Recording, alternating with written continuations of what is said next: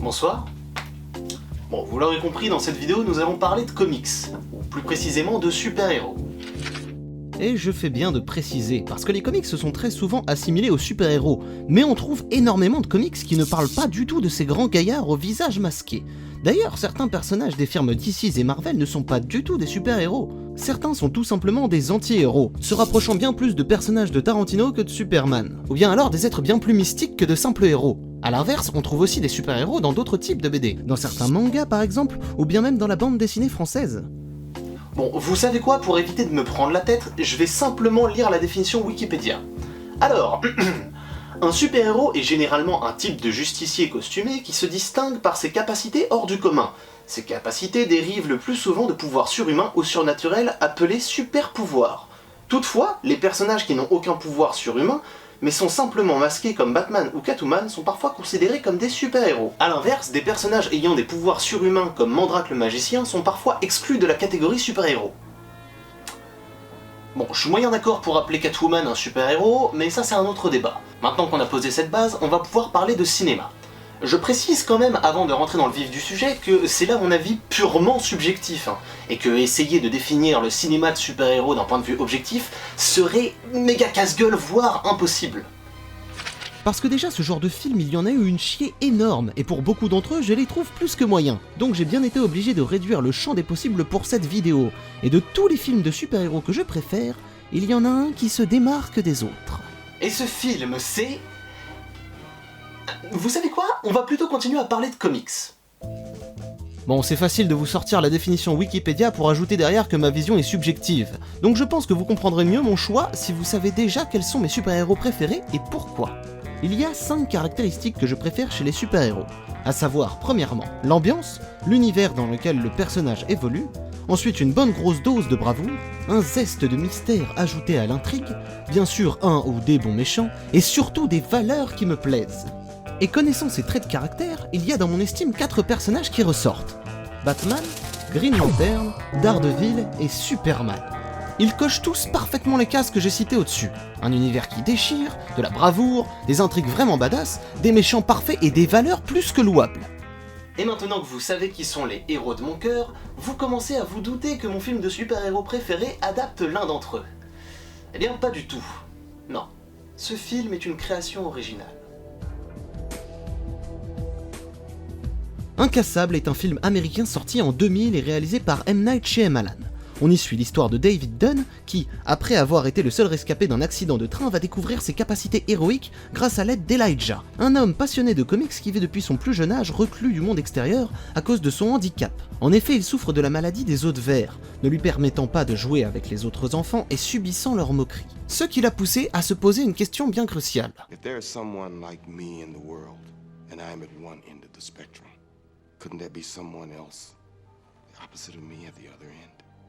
Someone who doesn't get sick, who doesn't get hurt like the rest of us. And he probably doesn't even know it. Et à partir de là, Shyamalan va explorer tous les traits propres à une aventure de comics de façon méta, en inscrivant l'histoire dans notre monde, ce qui va permettre aux personnages d'avoir conscience du rôle qu'ils ont à jouer. Et alors que celui de David Dunn est assez clair, le rôle d'Elijah restera très flou pendant tout le film. Je vais spoiler très fort dans la suite de la vidéo, donc si vous n'avez pas vu ce film, je ne peux que vous conseiller d'éteindre votre PC et de foncer le voir. Alors pour ceux qui sont encore là, je vous vois vous demander derrière votre écran pourquoi j'ai énuméré mes héros préférés si ce n'est même pas pour en parler par la suite. En fait, Incassable passe son temps à coller 1000 relations entre personnages qui se rapprochent de ce qu'on peut voir chez ces 4-là. Par exemple, le rapport à la parenté. Alors que Superman est inspiré par les valeurs magnifiques des Kent, Batman, lui, est névrosé d'avoir perdu ses parents. Mais là où c'est vraiment flagrant, c'est avec Hal Jordan et Matt Murdock.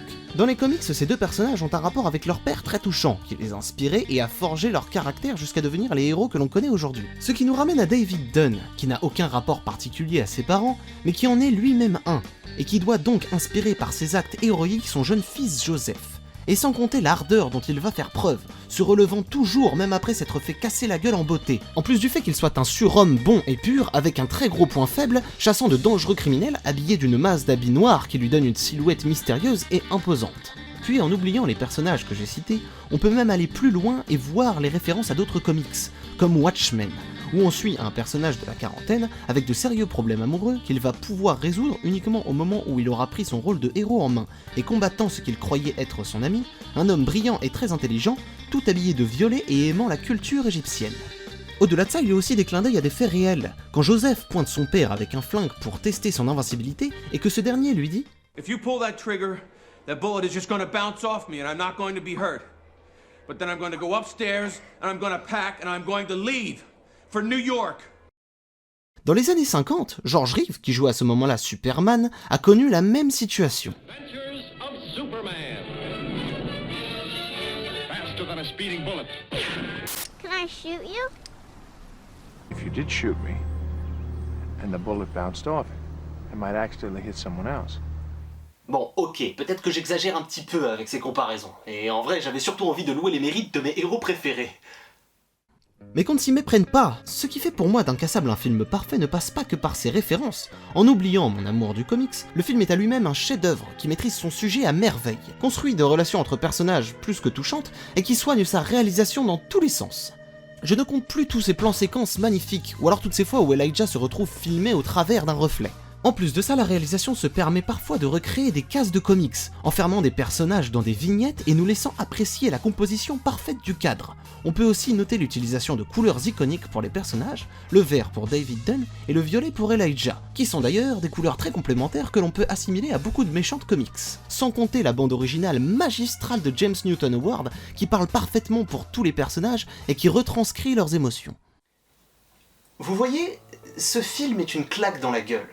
Et là où il excelle le plus, c'est dans les relations humaines qu'il dépeint.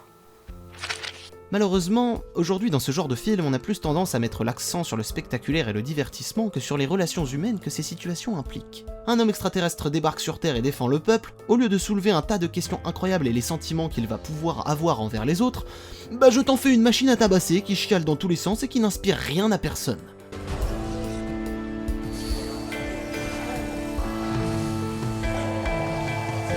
J'ai une équipe de super-héros incroyables qui défend New York avec tous leurs pouvoirs en se démenant tant bien que mal, mais faisons plutôt des suites, il y a tant de thunes à se faire et on peut mettre tellement de vannes.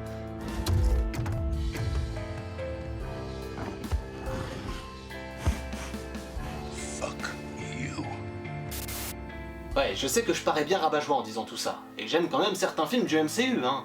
Mais ça m'empêche pas de penser que si on avait des réalisateurs traitant leurs personnages avec autant de parcimonie et de justesse que Shyamalan, on aurait des chefs-d'œuvre chaque année chez Disney.